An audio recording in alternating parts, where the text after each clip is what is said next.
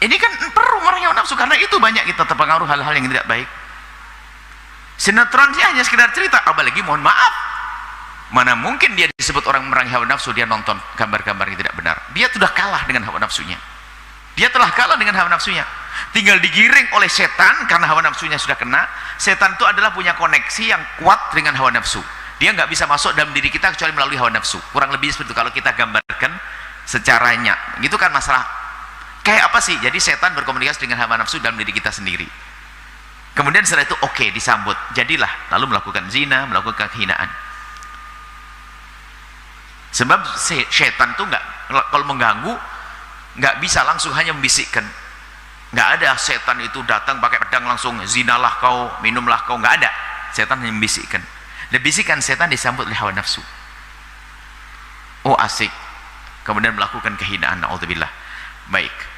Kemudian nanti coba kita semua masing-masing dari kita itu punya permasalahan. Yang sekiranya itu tidak baik, coba Anda mulai memerangi hari ini. Memerangi hari ini. Apa yang Anda saat ini Anda lakukan dan Anda menikmati, tapi itu bukan suatu yang baik. Bahkan yang halal pun Anda batasi. Yang halal sekalipun, jika itu kurang berarti, apalagi yang haram, tontonan segala macam, obrolan yang nggak berguna, makanan, hobi kuliner segala macam, mohon maaf bukan berarti kita tidak boleh beli di warung. Beli dong warung saudara kita, boleh toh. Cuman akan menjadikan hobi keliling hanya untuk itu saja adalah menuruti hawa nafsu. Semua orang punya permasalahan masing-masing.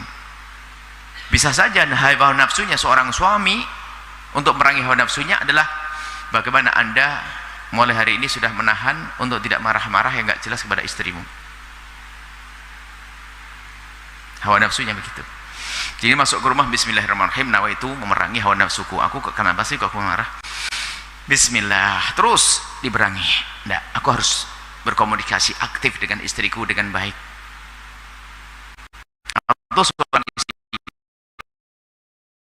telepon sama teman arisannya dan sebagainya bisa ketawa ke TV, tapi giliran telepon sama suaminya kok nadanya tinggi. Ada apa ibu? Dan banyak ini yang insaf tuh ngaku, kita ngomong suatu ada ibu-ibu di pada tamu, ibu-ibu sepertinya mereka orang yang cukup dalam rumah tangganya. Padahal kita hanya meraba-raba saja. Ada sebagian perempuan itu kalau lagi kumpul arisan dan sebagainya, masya Allah ketawa, telepon sama teman ketawa, tapi kalau sudah ngomong dan telepon sama suaminya nadanya tinggi. Langsung ada 3 orang, itu saya banget Bu ya. Loh, ini ada model begitu, itu hawa nafsu. Kenapa Anda marah-marah nggak jelas sama suami?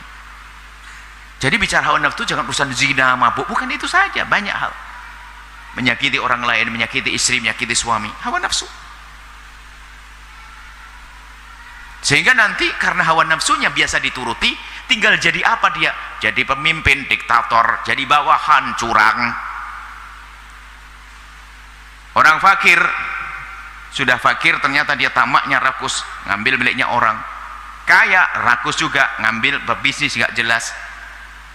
Jadi orang tua jahat sama anak, jadi anak durhaka sama orang tua. Apalagi itu semua karena hawa nafsunya tidak diperangi, tidak biasa melawan hawa nafsunya. Dan kadang orang mengerti loh ya itu nggak boleh, tapi hawa nafsu. Ada sebuah pelanggaran, dia sebenarnya ngerti itu sebuah pelanggaran. Bukti apa? Anaknya nggak boleh melakukan itu, tapi dia masih melakukan. Nah, kan aneh ya. Jangan, anak saya jangan, kalau saya melakukan, tapi anaknya nggak boleh. Contoh apa sih kira-kira? Anggap misalnya merokok saya, misalnya bapaknya merokok, anaknya dikasih rokok marah mungkin, kan begitu ya. Kalau itu sebuah kebaikan ya biar saja ngerokok, kurang begitu. Istrinya biar ngerokok deh atau yang belum merokok lah ya. Nah, misal sebuah contoh saja. Jadi sebetulnya dia menyadari kalau itu adalah sesuatu yang tidak baik, cuman karena dia biasa menuruti hawa nafsunya, sehingga dia terbawa. Kemudian pada akhirnya akan melakukan yang lebih gede, a'dzam minha, lebih gede dari itu semuanya. Setelah Anda menyaksikan video ini, jangan lupa berselawat kepada baginda Nabi Muhammad sallallahu alaihi wa alihi wa sahbihi wasallam.